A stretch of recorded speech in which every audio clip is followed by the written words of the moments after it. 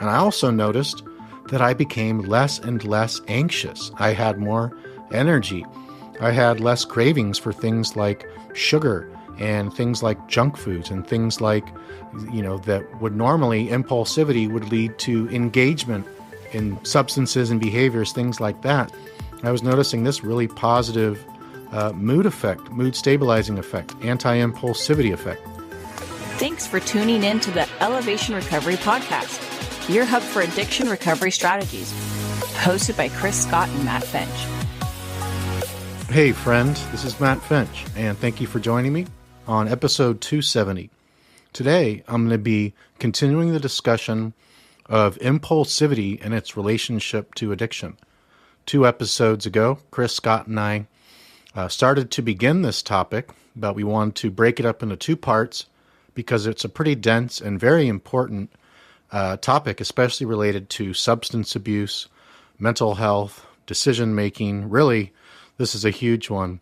And so in this episode, I wanted Chris to be able to join me for this, but he has been traveling so much. He went to New York, and then he went to the Caribbean, and then after that, he went to, I think, New Jersey. So after all that traveling, he needed a few days to reset. So I'm going to do a solo cast on this. And where we're going to take off is this. I'm going to, by the way, I love the Wikipedia page on impulsivity. It is really, really long. I learned so much from it. I highly recommend that as a resource. So what I'm going to do is I'm going to scroll down to the section on the Impulsivity Wikipedia page on substance abuse and impulsivity. And then after that, I'm going to talk about how you can measure your impulsiveness with the online free assessment on impulsiveness. And you can score yourself. I did it. It was really, really awesome. If I would have scored myself 15 years ago or something, I would have scored off the charts. As it is now, I think I got it like around an average score, so about average impulsiveness. So that means I still have lots of work to do. And anyways, then we're going to be talking about resources that you can use to become less impulsive over time through things that you can think, believe, do, and even say, and supplements and that kind of jazz. So here we go. Quote, impulsivity appears to be linked to all stages of substance abuse. The acquisition phase of substance abuse involves the escalation from single use to regular use. Impulsivity may be related to the acquisition of substance abuse because of the potential role that instant gratification provided by the substance may offset the larger future benefits of abstaining from the substance, and because people with impaired inhibitory control may not be able to overcome motivating environmental cues such as peer pressure. Similarly, individuals that discount the value of delayed reinforcers begin to abuse alcohol, marijuana, and cigarettes early in life, while also abusing a wider array of illicit drugs compared to those who discounted delayed reinforcers less. Escalation or dysregulation is the next and more severe phase of substance abuse. In this phase, individuals lose control of their addiction with large levels of drug consumption and binge drug use. Animal studies suggest that individuals with higher levels of impulsivity may be more prone to the escalation stage of substance abuse. Impulsivity is also related to the abstinence, relapse, and treatment stages of substance abuse. People who scored high on the Barrett Impulsivity Scale, BIS, were more likely to stop treatment for cocaine abuse. Additionally, they adhered to treatment for a shorter duration than people that scored low on impulsivity. Also, impulsive people had greater cravings for drugs during withdrawal periods and were more likely to relapse. The effect was shown in a study where smokers that test high on the BIS had increased craving in response to smoking cues and gave in to the cravings more quickly than less impulsive smokers. Taken as a whole, the current research suggests that impulsive individuals are less likely to abstain from drugs and more likely to relapse earlier than less impulsive individuals. While it is important to note the effect of impulsivity on substance abuse, the reciprocating effect, whereby substance abuse can increase impulsivity, has also been researched and documented. The promoting effect of impulsivity on substance abuse and the effect of substance abuse on increased impulsivity creates a positive feedback loop that maintains substance-seeking behaviors. It also makes conclusions about the direction of causality difficult. This phenomenon has been shown to be related to several substances, but not all.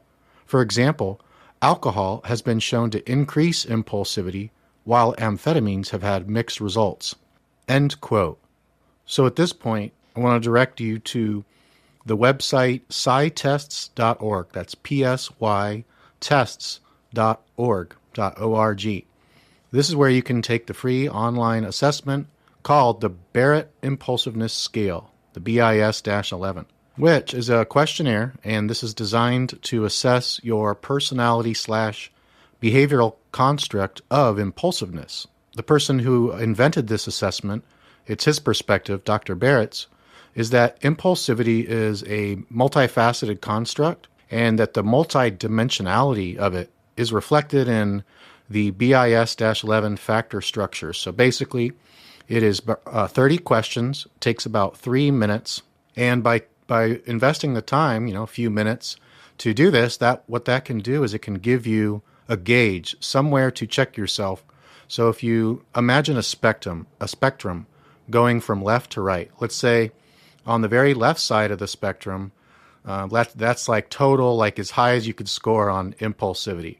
Then in the middle is like a 0, that's the neutral point. That would be kind of average, not really impulsive, not really not impulsive. So it's kind of an average score. And that's kind of where I scored, maybe a little bit on the positive side, the right side, but not too far over there. So then on the far right of this horizontal spectrum, that would be somebody that is like no impulsivity at all, or very, very little impulsiveness. So this is a great gauge to help you improve your current self-knowledge of yourself, and it gives you something that you can work on to become less impulsive if this area is a problem for you and it's causing problems in your life. Now I'm going to read off a list of 9 things that I came up with that may be able to help a person decrease their levels of impulsivity.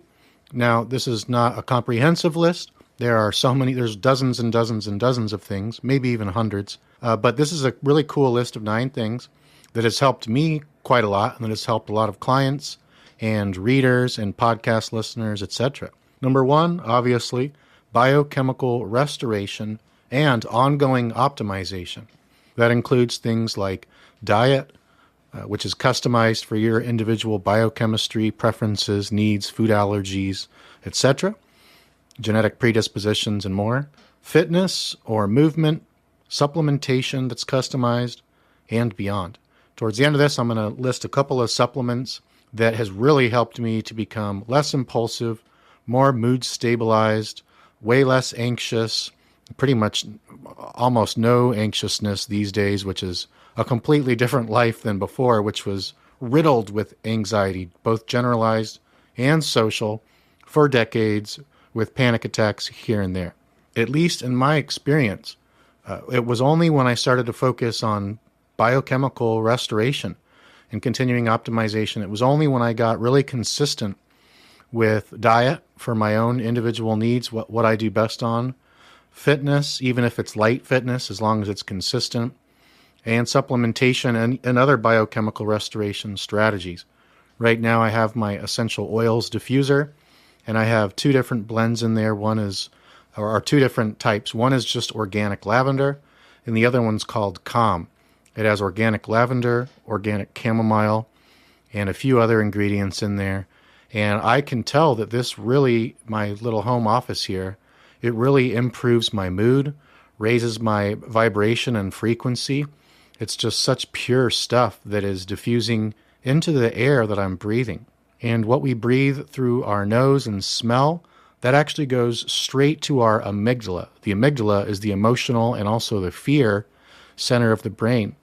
What do you think would be more pleasant for smelling and make you more impulsive?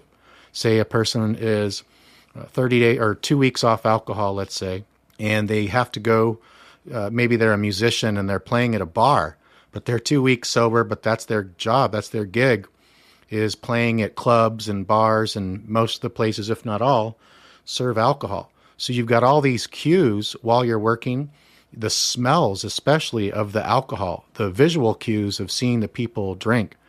But we're talking right here about the smell, how it goes straight to the amygdala. So what do you think you're going to be easier situation to abstain from alcohol?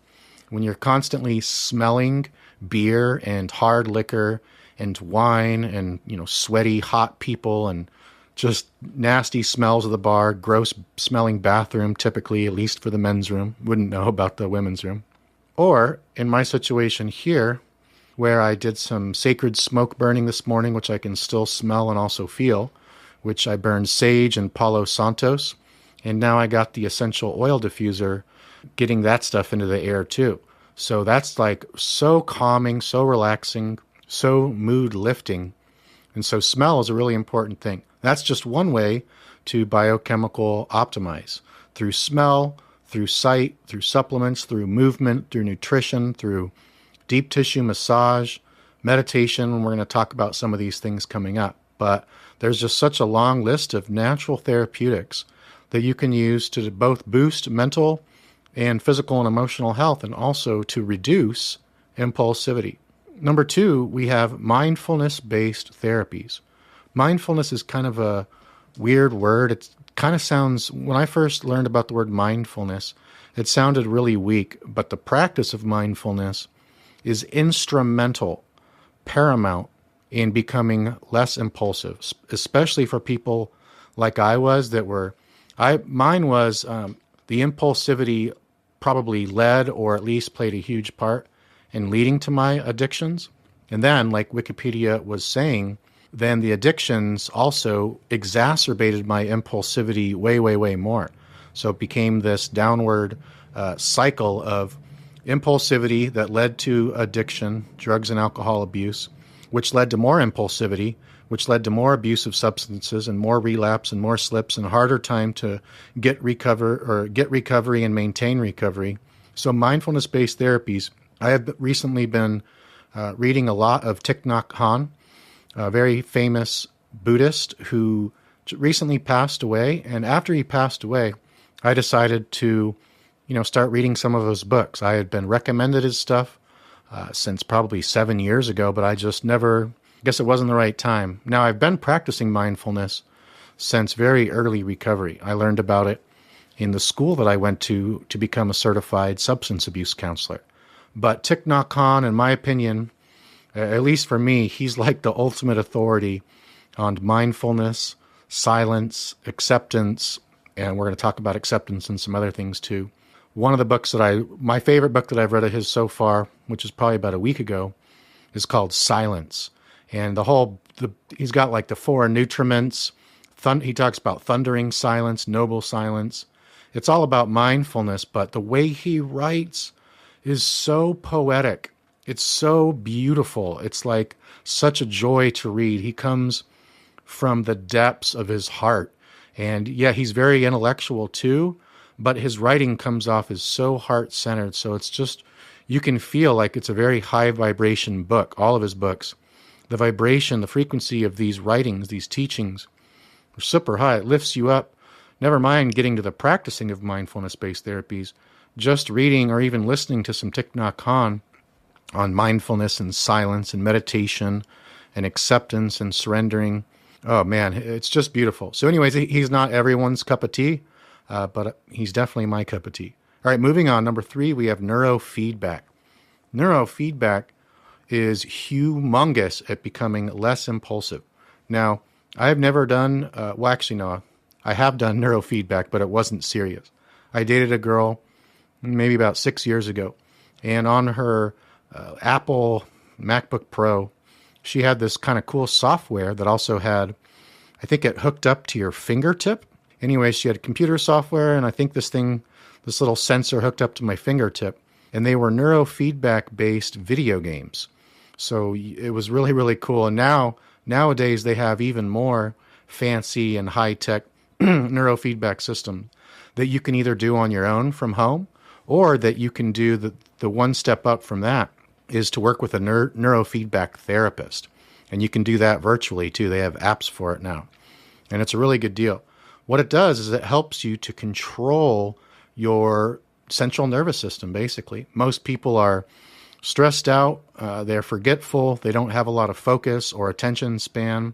They're not able to regulate their autonomic nervous system. They're not able to shift into parasympathetic nervous system, which is the rest and digest, repair, replenish, rejuvenate division of the autonomic nervous system, the ANS. Most people are in the sympathetic nervous system overdrive, chronic stress, fight or flight, at least to a mild degree, if not moderate or more, for a large part of their adult lives, especially with how stressful things have become in the world lately. So neurofeedback teaches you with software, with like real life instant feedback, how to kind of better enhance your brain health, reduce your impulsivity, reduce your stress, reduce your anxiety, increase your focus, increase your attention, increase your peace, increase your serenity, increase your joy, increase your self-efficacy and your agency over controlling your state, controlling your vibration,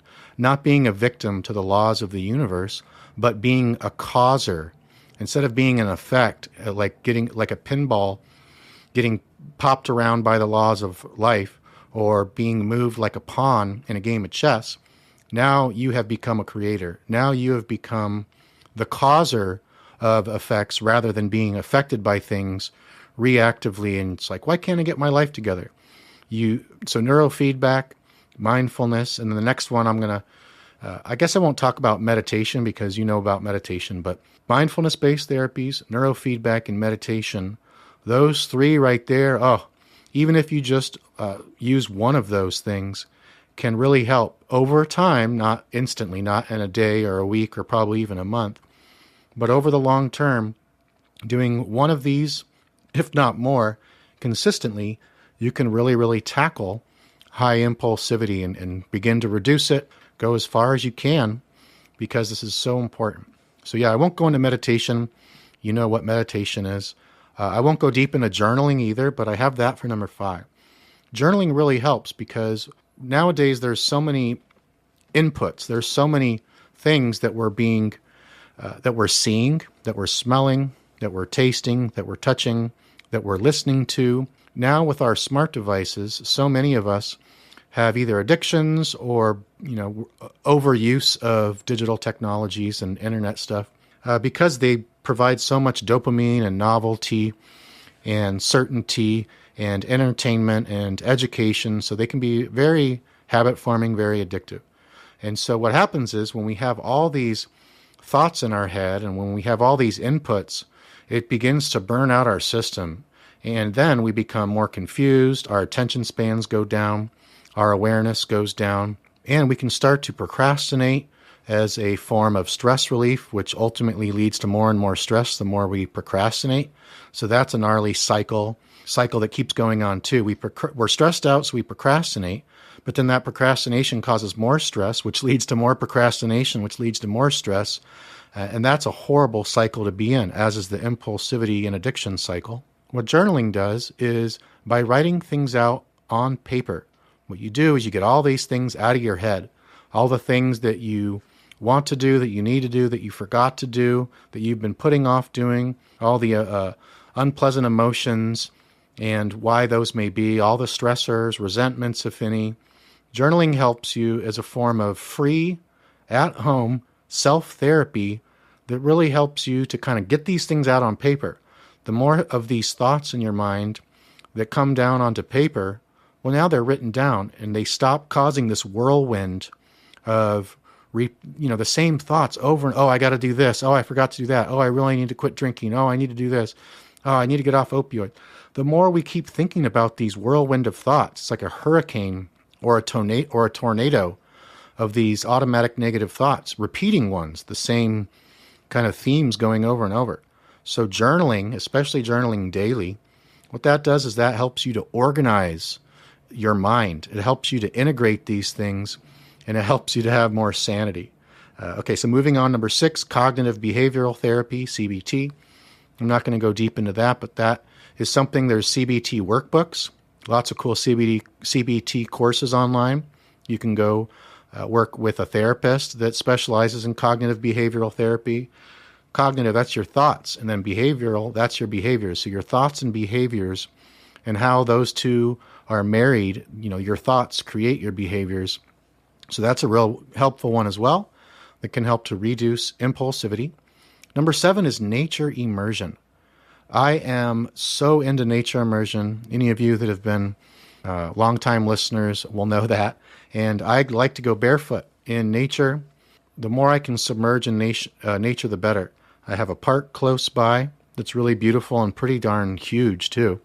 I love barefoot walking there and getting sunlight. And then we also have a slough, a protected little natural park area really close to my house that, despite the loud airplanes that go over, which is, pretty intense, but other than the airplanes, it's a nature submersion for the most part. And there's since it's protected, there's so many different birds, a few different butterflies, bees. I even see like cats over there that are kind of outdoor cats.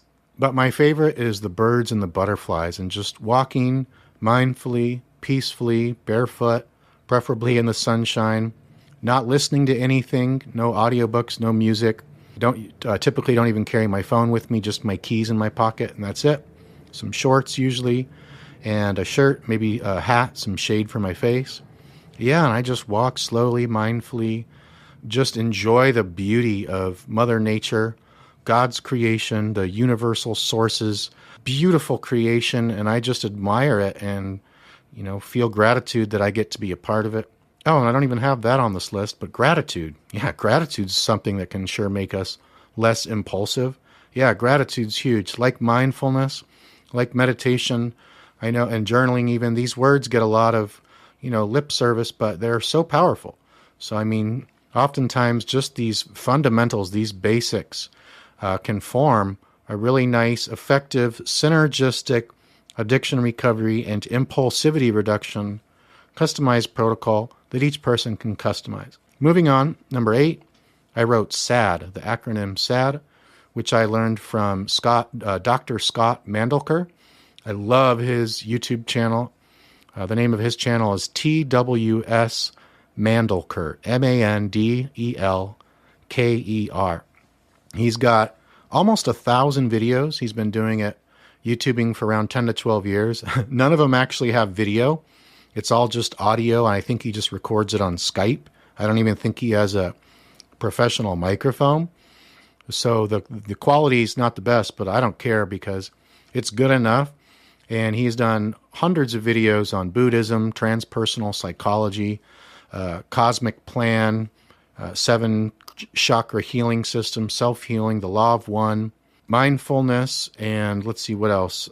Yeah, it's a lot of different cool, eclectic things, and he combines all of his knowledge and wisdom in a lot of his trainings, and I find it very fascinating. So I learned this SAD acronym from him. Stands for Surrender, Accept, and Detach. And particularly, this has to do with things that you cannot control. If we think about the serenity prayer, God grant me the serenity to accept the things that I cannot control. What are things that we cannot control? Well, first, what are things that we can control? We can control, some people more than others, our thoughts, our words, and our actions. What cannot we control? What can't we control? Other people's thoughts, deeds, and actions. We can maybe influence others at best, but we can't control, we don't have full control over other people, places, or things. So when it comes to this drove me nuts for decades of my life, obsessing about wanting things to work out my way and like depending on the weather or other people, school, work, all these things. I would let it ruin my mood so much and ruin my mental health because I couldn't accept and surrender and detach from from things that I couldn't control. And I wouldn't focus on increasing my own agency over being better at controlling my own thoughts, words, and deeds. It took me a long time to develop a lot of these different skills, which I think are pretty important for most people that have had long-term severe multi-addictions like I did, to actually obtain and sustain over the long term recovery with hopefully the end goal of transcending, outgrowing addiction altogether to where you're just totally invulnerable, totally immune to ever becoming addicted again. I don't think everyone probably thinks that they can do that. I believe that all of us have the power to do that, but I believe for many people it's a lot harder done than said. Like, just, it can be so difficult. For me, it certainly was. So that's a cool acronym, SAD. Surrender, accept, and detach. And this has to do with just, things that are the way they are. We can either let those upset us. And this really helps with lowering impulsivity. Impulsivity, like the Wikipedia was saying, comes from a large part some type of pleasure, some type of payoff, typically, like, oh yeah, this is going to be great. So we make an impulsive decision without thinking about the consequences, maybe because we're looking for some type of instant gratification, some immediate pleasure, some immediate moving away from pain and moving towards pleasure, getting those instant gratifications instead of delaying gratification and, not giving in to the temptation, to the impulsive feelings, thoughts, desires, urges, and doing what's very healthy for us, really being mindful about and discerning and very cautious of our decisions and living a more healthy and spiritually ethical life here on earth. Number 9, finally, I just have 3 supplements right here. Perhaps when I talk with Chris again, we can even discuss this further. I'm not sure, but I wrote 3 supplements down that have definitely helped me and many other people that I've spoken with to become less impulsive. So the first one is lithium orotate. You might have heard of lithium, I think, carbonate before, which is a bipolar, manic depressive, and type mood stabilizer. But lithium carbonate has such a low bioavailability that the dosages have to be really high to be effective, and that can lead to lots of side effects like weight gain, bloating, water retention, skin problems, and more. Lithium orotate is an over-the-counter dietary supplement that has a very high bioavailability, so people can get really good benefits. Some people can get really good benefits with a much lower dose that causes either 0 or very little side effects. Lithium orotate has been known as a mood stabilizer, anti-anxiety, and an antidepressant. So for people with bipolar or like I used to have, super high impulsivity, I only took lithium orotate for maybe the first, 4 or 5 months, maybe 6 months after I quit drugs and alcohol. And I did it by accident.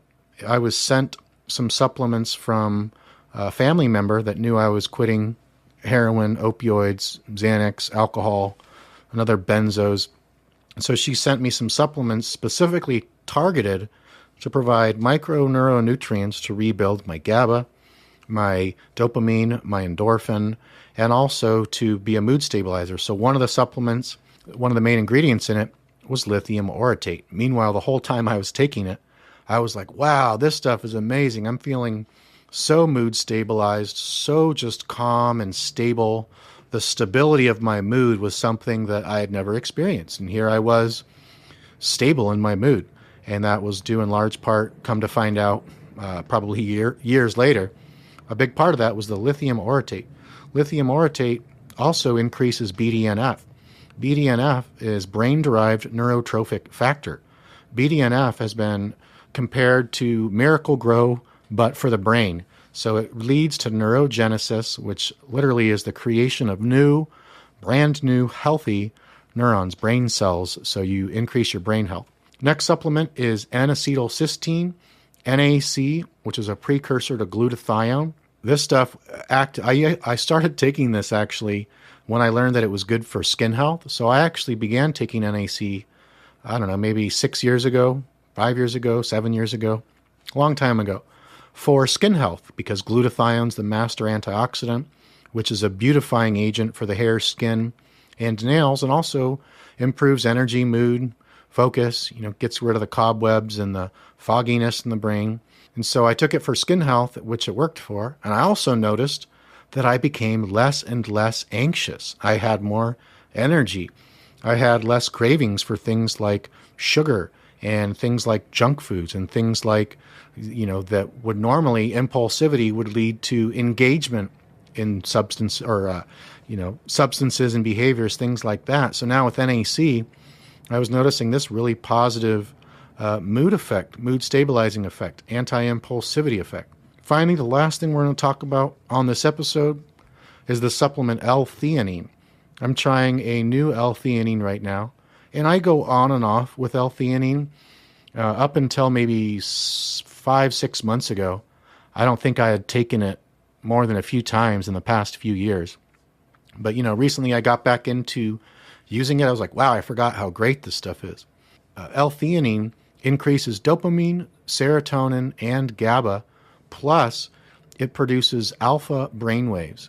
So beta brainwaves can, especially high beta, that can lead to more impulsivity. In my experience, the more relaxed and calm and centered and balanced a person is, stabilized in their nervous system and mood and thoughts and emotions, and more agency over, their mood states and being able to positively affect those. L-theanine, bringing those brainwaves down to alpha waves. Alpha waves are below beta waves. So what that means is it's more of like a meditative, hypnotic, idling state of mind, to where you're in flow state, you're just calm. When I do those mindfulness-based, barefoot nature sunlight walks, oftentimes I'll just naturally go down from beta down into alpha waves. And, if it's a really deep meditative walk, I might even be able to get into high theta waves. So it goes beta, going from the highest brain waves down, goes from gamma to beta to alpha to theta to delta. And within all those brain waves, there's different degrees of those. So this is a spectrum as well. So with all this being said, this is not medical advice or psychological advice, as you know, all this stuff, but these are just things that I thought would help you to learn more about many different things that you could look more into, get back into, try for the first time, learn more about, embody more, etc. So with all that being said, thank you so much. Love you guys very, very much. And we'll see you on the next episode. Take good care of yourself and take care. Hey everyone, Chris Scott here. If you like the information on today's episode regarding supplementation and empowerment strategies for addiction recovery, then please subscribe to the Elevation Recovery podcast and leave us a rating and review on iTunes. And if you benefited directly from this information, I'm confident in saying that you'll love the information-packed online courses that Matt Finch and I have created. Matt Finch's Ultimate Opiate Detox 4.0 is a 6-module, 30-activity course that contains video lessons, written lessons, PDF downloads, worksheets, audios, and much more. And it has everything you could possibly need to know to conquer opioid addiction in the easiest and most comfortable way possible. My own course, Total Alcohol Recovery 2.0, is the most cutting-edge resource for anyone who wants to transcend alcohol and build their best lives. To get these courses, to learn more, and to read testimonials, simply go to opiateaddictionsupport.com/ultimate. Again, that's opiateaddictionsupport.com/ultimate for Matt's course, or for my course, go to fit-recovery.com/course. Again, that's fit-recovery.com/course. You can also go to elevationrecovery.com to see the show notes for this episode.